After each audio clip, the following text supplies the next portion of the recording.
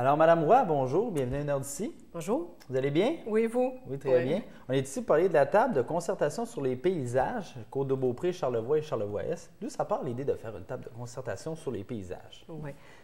De façon, là, quand on remonte dans le temps, Oui. au lieu d'expliquer ce que c'est la table dès maintenant, là, il y a à peu près 5-6 ans, il y a un groupe de Charlevoix, de gens qui sont partis dans le Vermont pour aller rencontrer d'autres personnes là-bas pour savoir comment on préservait les paysages dans le Vermont.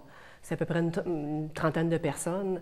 Et les gens se sont rendus compte au retour de ce voyage-là qu'on avait des paysages qui étaient comparables à ce qu'il y avait dans le Vermont, mais on n'avait pas nécessairement les moyens de les préserver, de les améliorer. Tout ça, on n'avait pas d'outils. Alors, ils se sont dit, qu'est-ce qu'on pourrait faire ici pour, dans le fond, préserver nos paysages? Et est né, dans le fond, un comité de travail qui s'est transformé en table, etc., au fil du temps. Et aujourd'hui, la table existe depuis déjà un petit bout de temps. Il y a un plan d'action qui est là. Une étude sur les paysages a été faite. Donc, il y a beaucoup de choses qui ont été accomplies là, depuis le début.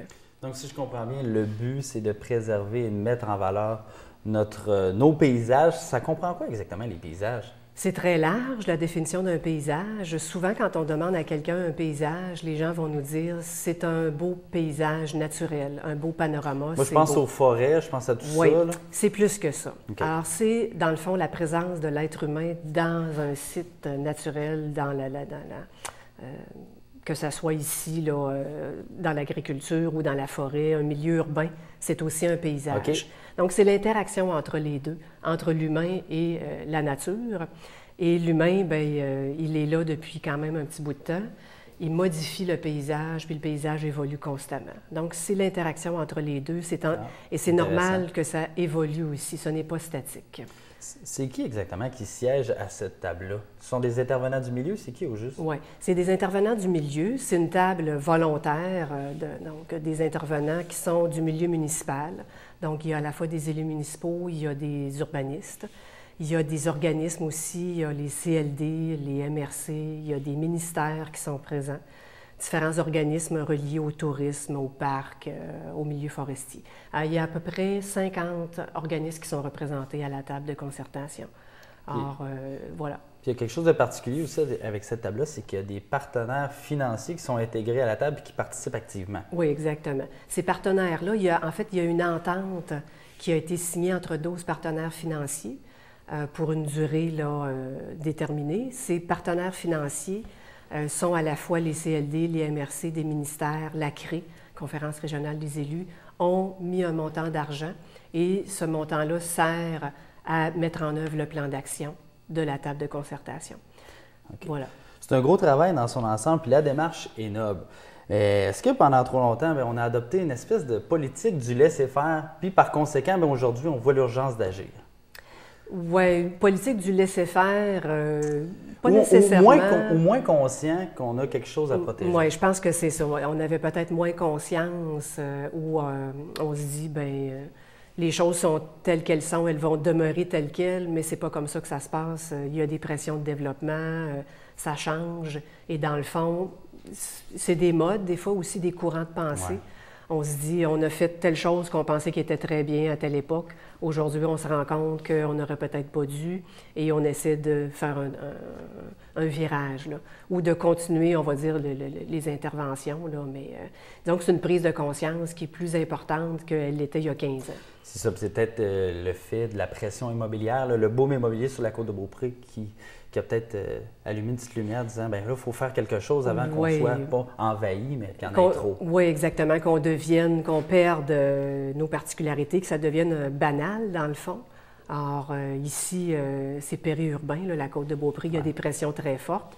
Évidemment, il y a l'agriculture, mais il y a aussi d'autres choses, d'autres fonctions là, qu'on risque de perdre. Quand on va dans Charlevoix, c'est d'autres pressions de développement. Pour la villégiature, entre autres. Il y a aussi des fois l'agriculture qui est en déclin, qui modifie aussi le paysage, bon, des bâtiments qui peuvent être abandonnés, des terres en friche. Donc, avec le temps, ça s'est modifié, puis là, on se dit, bien, qu'est-ce qu'on fait maintenant pour préserver, pour améliorer aussi, qu'est-ce qu'on peut faire? Là? Vous êtes chargé de projet à la table de concertation, puis également vous occupez de la démarche notrepanorama.com, qui est votre site Internet. Oui. Mais quelle est votre tâche exactement? Oui. Bien, dans le fond, c'est la réalisation du plan d'action. Alors, dans le plan d'action, il y a toute une série de mesures qui ont été décidées par la table de concertation, et c'est de voir la mise en œuvre du plan d'action. Donc, pour le plan d'action, il y a différents comités qui sont créés, que ce soit pour les communications, que ce soit pour le suivi de la démarche en général, la route 138.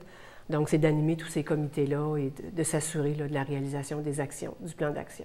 Parce que dans le fond, pour réaliser ce plan d'action-là, je pense qu'il n'y avait pas les moyens jusqu'à, je pense, au mois de novembre que vous êtes entré en poste. Pour justement avoir quelqu'un à temps plein qui s'occupe de ce dossier-là, ça prend ça pour faire cheminer? Oui, exactement. Parce qu'il y avait une personne qui était là avant moi et qui faisait ça parmi d'autres tâches.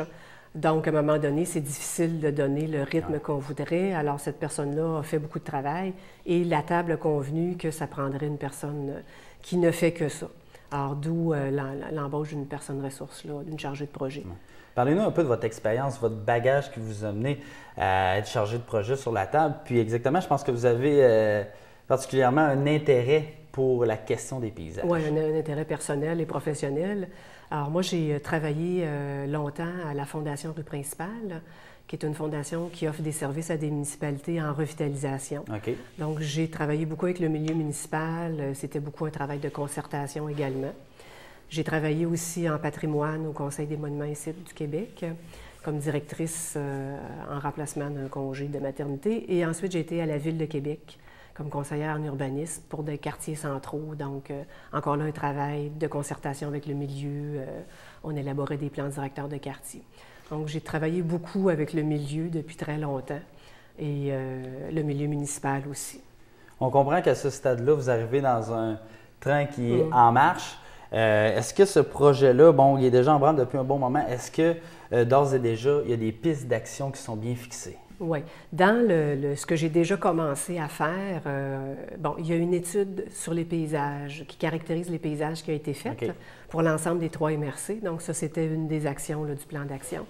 Elle a été présentée globalement et maintenant, on la présente par municipalité. Alors, moi, je vais dans les municipalités là, qui ont un intérêt pour les paysages, leur présenter cette étude-là et discuter des recommandations qui sont dans le... et voir est-ce que ces municipalités-là peuvent intégrer ces recommandations-là dans leur plan d'urbanisme, dans leur planification stratégique. Donc, c'est de la sensibilisation, parce que les municipalités, en bout de piste, c'est elles-mêmes qui décident d'intégrer ou non ces recommandations-là. Alors ça, c'est un travail qui est en cours. L'autre dossier majeur, c'est le plan paysage pour la route 138. OK, oui. La route 138 qui traverse les 3 MRC. Dans l'étude de caractérisation, ça a été souligné qu'il fallait s'attarder à la route 138 parce que, d'une part, il y a des paysages à préserver et d'autre part, il y a des choses à améliorer. Donc, un plan paysage, ça va être un plan d'action pour améliorer la 138. OK. Est-ce qu'on a déjà fixé des points, des choses qu'on veut mettre l'emphase? Oui. Bien, en fait, on avait une rencontre de la table de concertation la semaine dernière et on a proposé 3 axes, si je peux dire, là, pour le plan paysage. Le premier, c'est la signature artistique. C'est-à-dire qu'on se demandait quel fil conducteur tout le long de la 138 pourrait nous inspirer. Et c'est les arts.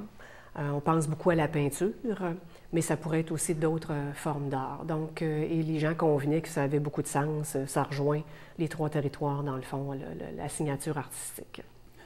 Ça reste à développer le comment on va tenir compte, dans le fond, des artistes. On va le voir là, prochainement, on va le développer davantage. Vous voulez faire quelque chose qui va se ressembler dans toutes les MRC, dans les 3 MRC par la 138, mais est-ce que la gestion des paysages, ça se fait de la même manière du côté de la côte de Beaupré que Charlevoix, parce que c'est différent en tant que tel? Oui, en fait, les mesures vont probablement être différentes. Si on est à Bois-Châtel puis qu'on est à Baie-Sainte-Catherine, les préoccupations ne sont pas les mêmes nécessairement. Par contre, il y a des paysages qui traversent toutes ces municipalités-là. Alors, il y a un intérêt pour ces gens-là, mais les mesures vont certainement être différentes. Peut-être que non plus, je ne le sais pas pour l'instant. Si je veux suivre l'évolution de la démarche ou bien même m'impliquer à titre de citoyen, pour donner mon opinion. Est-ce qu'il va y avoir des séances d'information? Le site Internet, est-ce qu'on peut suivre tout, oui, tout sur ce qui se passe? le site Internet notrepanorama.com, c'est là qu'on a les informations sur la démarche, sur les paysages. Donc, si vous voulez voir en détail le plan d'action, les activités de la table de concertation, les membres de la table, il y a aussi plusieurs documents qui sont disponibles sur le site. Et au fur et à mesure qu'on va avancer dans la démarche, on va mettre à jour le site Internet pour que les gens puissent suivre la démarche. Bien, vous nous tiendrez au courant. Oui, vous voulez ajouter? Oui, bien, je voulais ajouter 2 éléments importants là, pour la 138, participation citoyenne. C'est très important. Très important. Le comment on va le faire, ça reste à définir, mais on veut que les citoyens participent à cette démarche-là, c'est sûr. Et aussi, il y aura un travail d'urbanisme, d'aménagement à faire, c'est-à-dire de bien comprendre les paysages, de les découper de façon très fine, d'avoir des unités de paysage pour comprendre quels sont nos paysages. Parce que là, on a une étude globale, mais on va aller de façon plus poussée. Alors, on a beaucoup de pain sur la planche là, pour les prochains mois. Donc, voilà. Vous nous tiendrez au courant, puis on vous réinvitera. Oui, merci. Merci beaucoup. Merci.